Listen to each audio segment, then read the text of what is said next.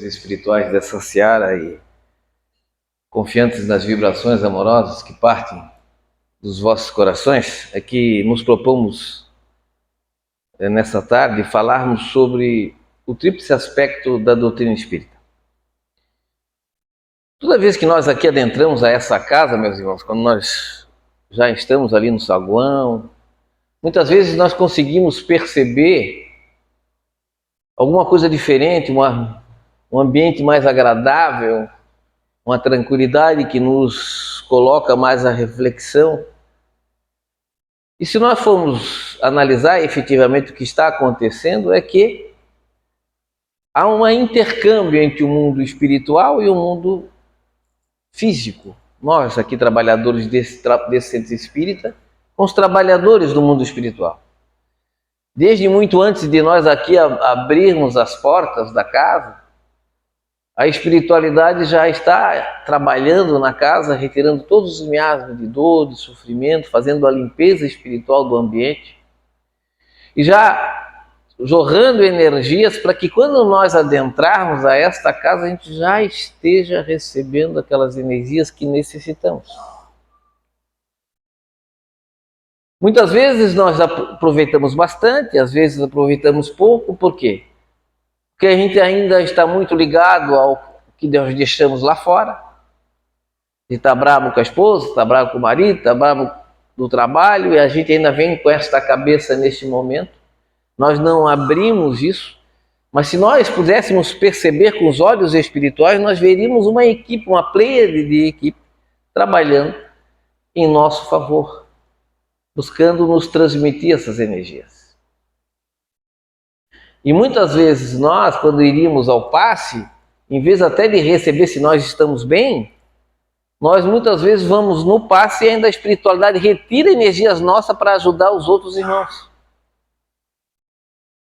E podemos até nos perguntar, né, mas como assim? Eu vou lá no passe e me tira ainda a minha energia? Conhecem aquela frase da prece de São Francisco de Assis? É dando, se recebe. Se o copo já está cheio, meus irmãos, nós dividimos esse copo e fica mais cheio ainda. É a transmissão, é a oportunidade. Quando a gente ajuda alguém, quem é que fica mais feliz? A pessoa que foi ajudada ou nós que ajudamos? Nós. Por que isso acontece? Porque nos sentimos bem. Embora nós tiramos alguma coisa de nós, mas nós parece que crescemos. Isso tudo, eu acho que está muito próximo de mim, mas não dá para um pouquinho para trás não, né? Senão eu acabo entrando no microfone aqui. Tá bom, tá bom. Então, se nós percebêssemos isso com essa visão espiritual, a gente poderia realmente aproveitar muito mais. E é isso que a doutrina espírita vai nos explicar. Esses fatos são verdadeiros, eles acontecem. A gente vai estudar esses fenômenos, tanto na parte científica, como na parte filosófica, como na parte moral religiosa. Esse é o tríplice aspecto da doutrina. Esse é a chave que traz a doutrina espírita para nós. A doutrina espírita não nos dá casamento, não nos garante emprego, não nos garante que nós vamos vir aqui, aí a nossa saúde estará garantida por resto das nossas vidas. Não nos garante que nós morremos, vamos para o céu. Não nos garante uma posição melhor na espiritual. Eu sou espírita, onde é que é o lugar dos espíritas aqui? Um lugarzinho melhorzinho ali? O sanatório também? Esperamos que não, né? Então, o que a doutrina espírita nos dá?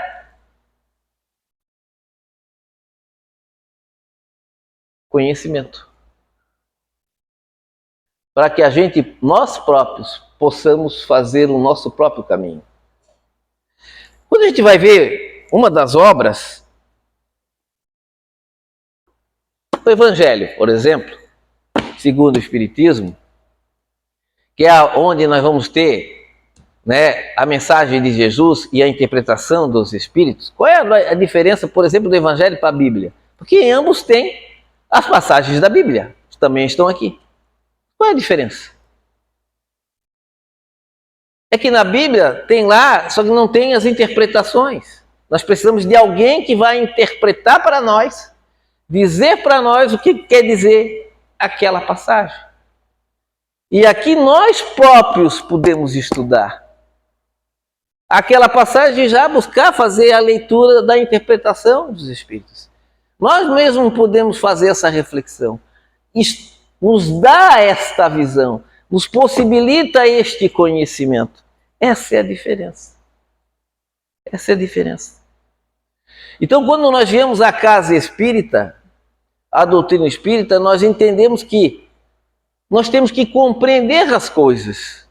Nós temos que estudar e compreender os fatos do nosso dia a dia, os problemas que vão acontecer na nossa vida. Um exemplo. A irmã me disse que eu era o presidente da casa. Então, eu estou num grau de evolução, né? Muito grande. Evidentemente, nós sabemos que não. Qualquer um de nós pode ser o presidente, inclusive os irmãos.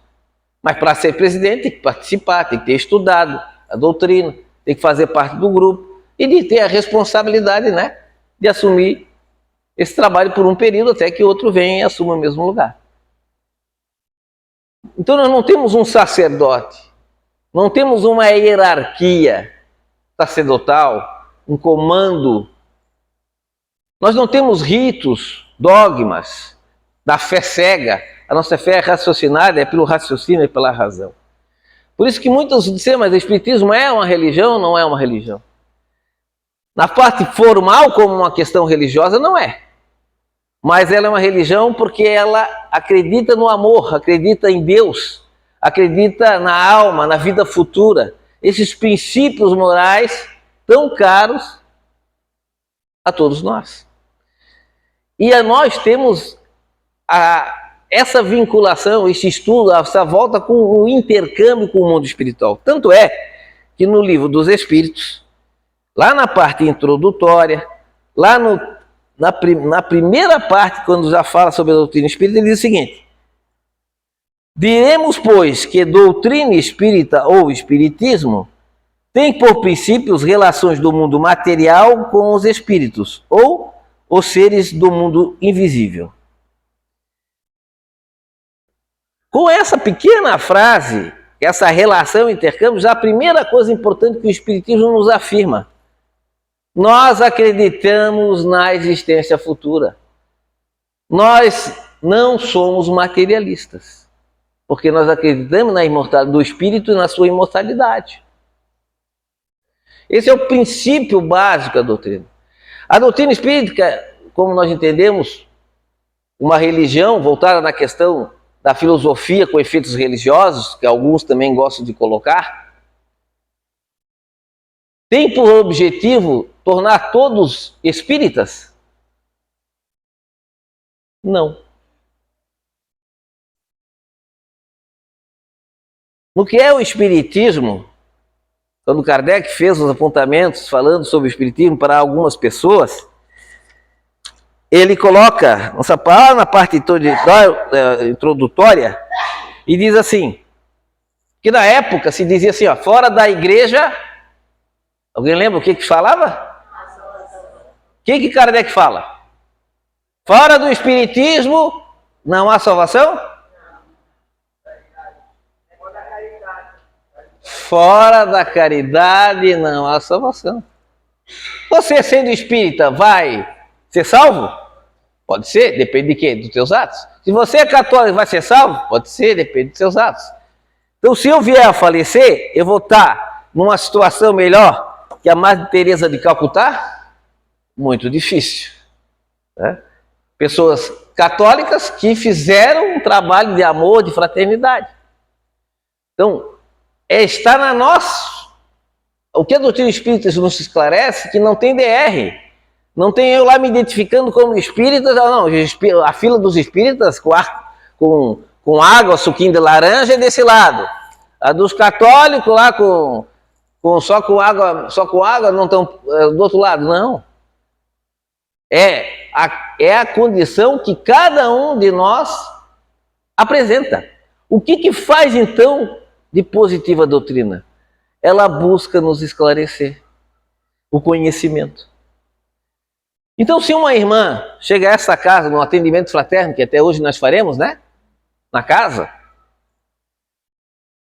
dizendo para nós que ela é jovem e que ela descobriu que ela estava grávida. Existe toda uma dificuldade em virtude disso, e se o namorado dela, quando descobriu isso, desapareceu. Eu às vezes falo, né, dessa questão que nessas histórias de amor, o príncipe, né, ele vira sapo, e não o sapo vira príncipe. Ele é príncipe até descobrir que a mulher está grávida. A mulher está grávida e virou sapo. E essa é uma situação que ela vem e nos coloca, que não vai ter o apoio, e disse assim, aborte. Se ela falar para o pai dela, vai ser um escândalo. Pode até ser expulsa de casa. O que eu faço? Aí eu vou dizer assim, segundo o livro do Espírito, o Espiritismo é contra o aborto. Ah, tá, agora eu estou tranquila, já sei que o Espiritismo é contra o aborto, então eu não vou mais praticar o aborto e tal. É isso? Eu, como presidente da casa, membro ali naquele momento, um atendente fraterno, resolvi a questão? Agora, se você fizer o aborto, livre-arbítrio, que o Espiritismo fala também. Aí o problema é teu. Melhorou a minha fala? Então, meus irmãos, nós temos que trabalhar esses três aspectos com essa irmã. Quanto mais cultura, mais conhecimento, mais estudo, melhor poderemos desenvolver esse tema. É claro que dentro dos princípios maiores está a parte moral, a parte religiosa, quando a gente vai falar que Deus não nos coloca um fardo maior que não possamos suportar. Que aquele espírito é um espírito que está encarnante e que, embora hoje possa ser um problema, pode ser também um grande lenitivo à sua vida. A oportunidade de ser mãe, a oportunidade de exemplificar dessa ação. Mas também posso falar do ponto de vista científico, dizendo que o feto não é um pedaço de carne, não é um rim, não é um apêndice, é um ser totalmente individuado. Tanto é que se a criança nasce e eu coloco do lado da cama e vou, agora te vira, já te criei, já te pari, agora eu vou te deixar aqui do lado e eu vou embora, tchau. O que vai acontecer com a criança? Vai morrer de inanição, porque ela não tem como se defender, ela precisa de nós. Assim como o feto da mesma forma. Então, a trabalhar essa questão científica, trabalhar a questão filosófica do que é esse sofrimento, qual é a importância de nós entendermos a maternidade, que Deus nos coloca um peso que não podamos carregar. Será que Deus não é amor? Então, trabalhar questões que possam voltar aquela irmã, ter segurança de que ela terá também apoio nosso. Ela poderá também ter apoios institucionais de órgãos públicos, que hoje nós temos. E se pudermos ainda esclarecer melhor os caminhos que ela possa tomar, inclusive, na parte de medicina local, o façamos. Quanto mais conhecimento, mais ligação que nós possamos apresentar àquele irmão, alternativas e ideias, é o trabalho do espírita. Trabalhando o conhecimento, mas fundamentalmente sempre o amparo, a busca de ajudar, a busca do entendimento. Da mesma forma como falamos agora, do Espiritismo trabalha essa comunicação com os espíritos, também numa reunião mediúnica, nós temos que trabalhar esses três aspectos, que são da doutrina.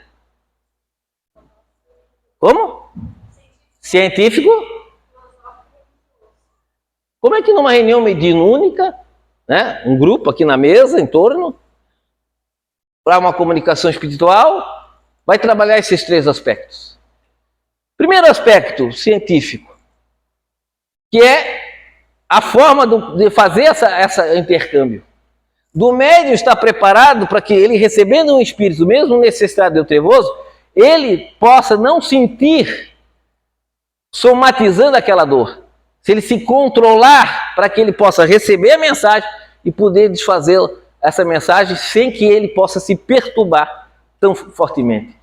E possa, ao terminar o trabalho, voltar para sua casa com normalidade. Para que aquela mensagem seja analisada, para que não haja mistificação. Então, o livro dos médiuns, que a gente diz a parte científica da doutrina espírita, o nosso livro dos médiuns, ele é um trabalho voltado exatamente para esse intercâmbio, que busca nos esclarecer como isso se dá. Então vai lá uma mensagem, a irmã recebe uma mensagem, e escreve lá, psicográfica, e bota lá Bezerra de Menezes. Que é, vocês conhecem Bezerra de Menezes? Já ouviram falar? Um dos grandes espíritos, presidente da FEB, o médico cearense, uma das figuras tão importantes, né, muito ligadas ao próprio Divaldo, que muitas vezes se manifesta através do Divaldo. E aí a irmã vai lá e coloca na frase, na psicografia dela, Bezerra de Menezes. Aí ao terminar, nós vamos ler. Aí eu vou dizer para minha irmã, esse texto não está meio truncado, tá? Eu não vejo que seja o Bezerra de Menezes. E ela vai me dizer, não, é Bezerra, porque eu vi ele, é um velhinho barbudo. E se ofende, porque ela viu aquele espírito, o Bezerra. Entre o quê? Vaidade. Entre o quê? Orgulho. Porque para nós, não importa o cara escrever lá embaixo, Bezerra de Menezes, podia botar João dos Anzóis. Um irmão, um companheiro. Basta isso. O que nós temos que ver é a mensagem que nos é dada. Porque existem mistificadores. Existem pessoas inteligentes que são má ou não? Toda pessoa inteligente é boa. É fraterna. Tem muitas pessoas inteligentes que são mal. E quando morre, deixam de ser mal? Continuam. E muitas vezes querem enganar. Controlar até um grupo mediúnico. Primeiro fazendo mensagens bonitas, maravilhosas, e depois dizendo para as pessoas rezar de tal forma, daquela outra forma, mistificando. E muitas vezes, em muitas casas espíritas, muitos grupos mediúnicos caem. Por quê? Falta do estudo, porque a doutrina espírita já trouxe. Aqui está o caminho para a nossa segurança, já está aqui implementada, já está definida para que a gente possa ter esse trabalho com tranquilidade, meus irmãos. Mas além disso, filosófico. Porque uma reunião mediúnica, o que você vai ter? Vai ter comunicações com os espíritos. Você vai ver, na prática, que a vida continua. Você vai perceber isso, de onde vim, para onde vou, dos seus questionamentos. Em uma reunião mediúnica você vai poder ver a possibilidade, muitas vezes, dessa nova existência, da certeza que isso vai acontecer e da beleza que é esse intercâmbio e a oportunidade que muitos espíritos dão, porque a gente vai receber mensagens de espíritos de luz, espíritos bondosos, que venham trazer para nós mensagens, ou vamos também ajudar espíritos que precisam de necessidades, que estão necessitados. E a parte religiosa, moral ou filosófica de efeitos religiosos, como eu particularmente gosto de colocar, porque na minha visão a doutrina espírita, como ela realmente não é uma religião no sentido formal, mas ela é uma religião no sentido, como dizem inclusive em obras póstumas, próprio Kardec, embora é póstuma, Kardec já morreu, mas são dos estudos de Kardec, né? Só para a gente entender, colocava essa questão. E na própria revista do Espiritismo, Revista Espírita, desculpe, de dezembro de 1868, num discurso que ele faz de abertura, ele diz o seguinte: No sentido filosófico, o espiritismo é uma religião. Filosofia de efeitos religiosos. Então, no sentido filosófico, o espiritismo é uma religião. E nós nos vangloriamos por isto. Porque é a doutrina que funda nos vínculos da fraternidade e da comunhão de pensamentos, não sobre um simples convenção, mas sobre bases sólidas, as próprias leis da natureza. Leis da natureza? Então, a comunicação com os espíritos não é uma coisa sobrenatural? A gente não ouviu falar, uma coisa do mundo, o espírito é sobrenatural? Não. A comunicação com os espíritos é uma lei. Ela sempre existiu, meus irmãos. Você vai ver nas tribos, os pajés. Você vai ver em todas, no Egito, os adivinhos, que tinham as comunicações com os espíritos. O próprio Moisés, lá na época, a questão das comunicações, até falava aqui há pouco tempo, que quando eu morava em Chapecó, e fui fazer uma divulgação da palestra do Divaldo Pereira Franco, na rádio, um pastor disse, o espiritismo é coisa do demônio. Aí eu falei, mas por que é coisa do demônio? Porque Moisés, no Deuteronômio, proibiu a comunicação com os espíritos sob pena de morte. Aí eu disse, bom, então tu vai concordar comigo, se Moisés proibiu a comunicação com os espíritos, é porque a comunicação com os espíritos é possível. Não vou proibir vocês aqui, né, de sair daqui e ir para Marte, pegar um foguete e ir para Marte. Agora, então eu só vou proibir alguma coisa que seja possível. Então, se Moisés proibiu, é porque essa comunicação era possível. Agora, o que Moisés proibiu? A comunicação com os espíritos para adivinhações e predileções. O que é isso? É buscar, vou lá para saber o meu futuro, o espírito vai me dizer, vou lá para amarrar casamento, para prejudicar determinada pessoa que eu não gosto. Isso é possível fazer? É possível. Você vai até em alguns locais que é possível. Se faz. Se faz essa comunicação, porque tem espíritos bons e espíritos ruins. E eles cobram por isso. E cobram bastante caro. Isso vai ter efeito, Alexandre, em relação ao meu casamento, por exemplo? Pode, se eu me deixar levar. Agora, o que vem de baixo não me atinge. Se eu estiver em grau, se eu estiver buscando ter uma minha vida, buscando a adequação, buscando trabalhar, me melhorar, a espiritualidade inferior não me atinge. Então a doutrina espírita busca essa comunicação com os espíritos por dois motivos. Uma, para receber mensagens de amor, de fraternidade e de carinho, ou para ajudar aquele espírito necessitado, aquele espírito que precisa uma orientação. Voltando no nosso conhecimento, ciência, filosofia e religião. E onde está a religião também em relação a isso? Ao espírito? É essa ação moral que nós trabalhamos com os espíritos. Essa ação moral que nós trabalhamos com os espíritos e nós trabalhamos com nós mesmos. Porque para ser um médium, a gente tem que buscar nos melhorar. No livro do André Luiz, uma dessas obras, André Luiz, a gente tem que fazer um trabalho de comunicação espiritual. E o André Luiz veio e tinha lá alguns médicos sentados. Aí o mentor disse, hoje vai ser difícil de trabalhar. Porque eles estavam querendo fazer um trabalho de desobsessão do espírito mais difícil de trabalhar. E ali nós tínhamos a médium que tinha comido uma galinha inteira. Estava lá com a barriga que não se aguentava. O outro com hálito ainda de bebida alcoólica.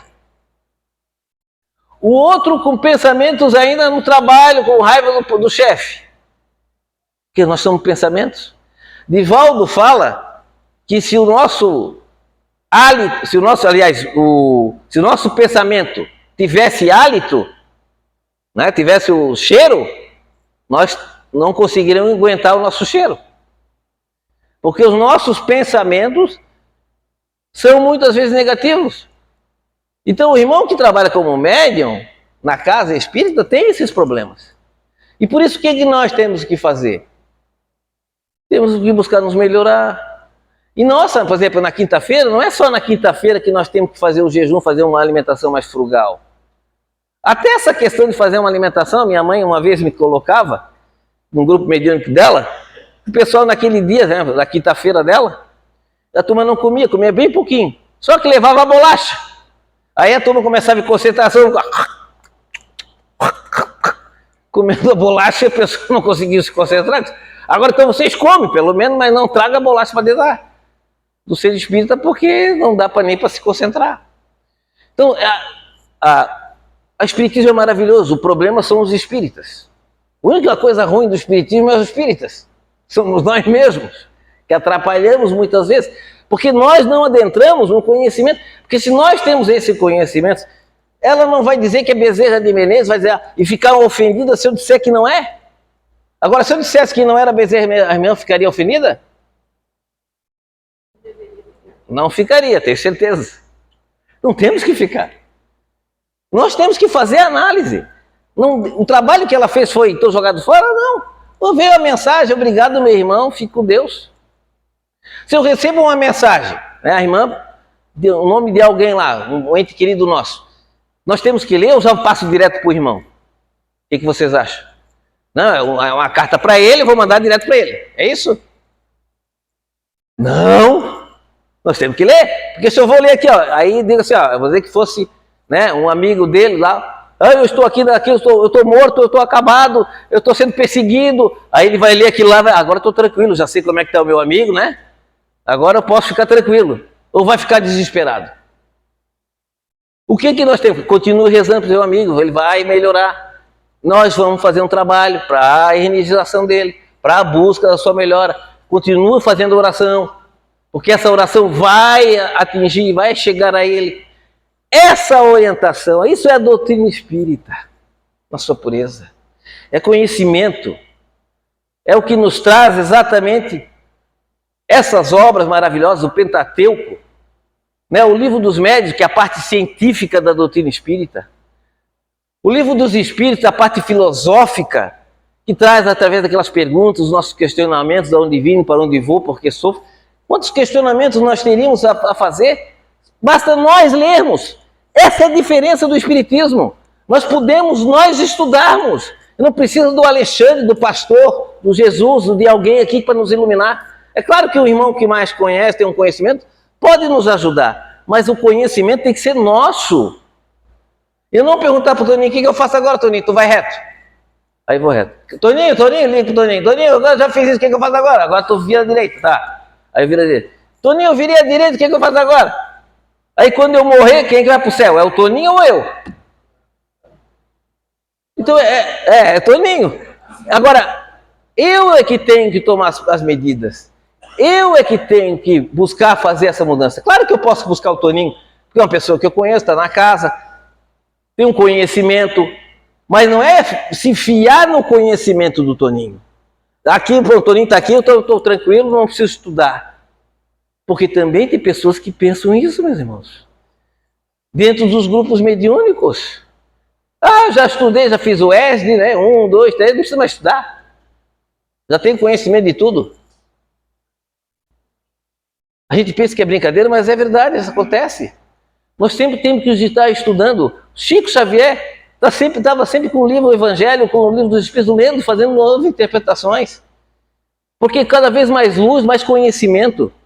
As obras de André Luiz, que é uma maravilha, eu já estou lendo, acho que pela 10ª vez. Cada vez mais que a gente vai aprofundando, a gente vai tendo mais dúvida.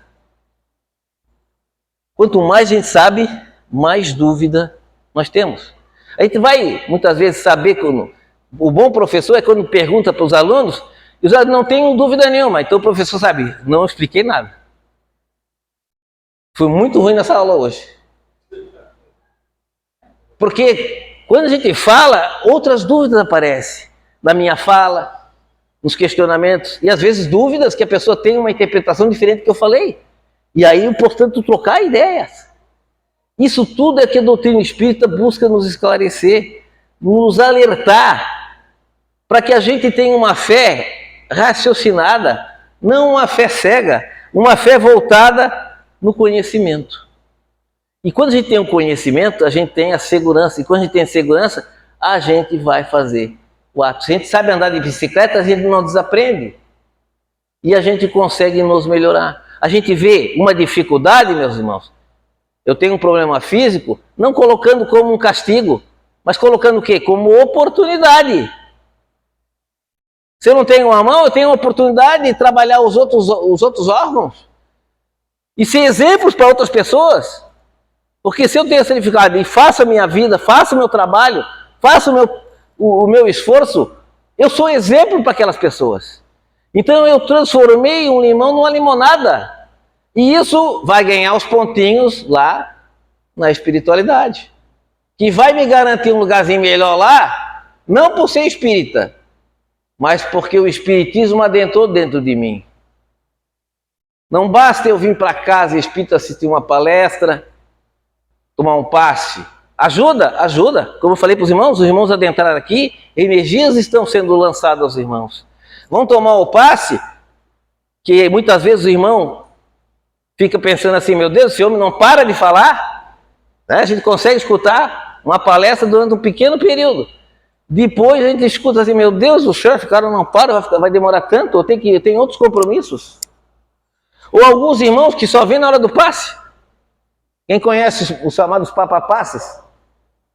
Toninho era um também, né, Toninho? Já foi, né? É o papapasse. Isso ajuda? Ajuda. Ele tem uma energia, mas aquilo se esvai. Daqui, sai para a rua, vai para tomar cachaça, aquela energia foi. Então, a mudança, meus irmãos, aqui é uma oportunidade de a gente fazer uma limpeza. Agora nós temos que se manter limpo. E se manter limpo vai depender de quem? Do Toninho? E isso é muito difícil. É difícil, eu sei de que é. Por isso que Kardec diz que o espírita não é aquele que é perfeito. O espírita é aquele que busca no dia a dia dominar as suas más inclinações. No dia a dia, sendo um pouco melhor. Cada dia uma oportunidade de melhorar. Cada dia uma oportunidade de ser menos orgulhoso, de brigar menos com a nossa esposa, de buscar menos enfrentamento e mais cooperação no trabalho, na casa. E onde é o lugar mais difícil de fazer caridade? No centro espírita? Em casa. E sabe por que é mais difícil fazer em casa a caridade? Porque lá nós somos quem nós somos. Lá em casa eu não sou o presidente do centro espírita. Lá em casa eu sou o Alexandre. E aí, sem máscaras. Aqui eu sou irmão, aqui eu ajudo todo mundo, aqui eu sou palestrante, mas lá em casa eu sou o Alexandre. Claro que, como espírita, como trabalhador da casa, eu tenho que buscar me melhorar. Isso é algo necessário a cada um de nós. E está nas nossas mãos isso. Apenas para encerrar, meus irmãos, eu gostaria de que a gente ficasse bem claro para todos nós que a nossa vida está nas nossas mãos. Nós temos uma encarnação maravilhosa, uma oportunidade que nos foi dada e que nós traçamos lá na espiritualidade. Nós não estamos na nossa casa, no nosso lar, por acaso. Ninguém entrou de paraquedas. Nós temos compromissos. E agora pense o seguinte, quando nós desencarnarmos, como é que nós vamos ser recebidos pelos espíritos que nos antecederam, nossos entes queridos? Com alegria? Do trabalhador vitorioso que volta para casa? Ou com a tristeza daquele que reprovou e mais uma vez não cumpriu com uma etapa tão importante que é o nosso princípio encarnatório? Que a paz de Jesus esteja e permaneça conosco.